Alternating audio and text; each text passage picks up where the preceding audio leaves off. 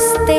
आद्यशक्ते जगदम्बिकाय नमो नमः ब्रह्मादिवन्द्यपादाय दुर्गाय ते नमो नमः जयन्ती मङ्गला काली भद्रकाली कपालिनी दुर्गा क्षमा शिवा धात्री स्वाहा स्वधा नमोऽस्तुते कात्यायनी महागौरी ब्रह्माणी वैष्णवी तथा माहेश्वरी च कौमारी वाराही नमोऽस्तुते नारसिंही च चामुण्डा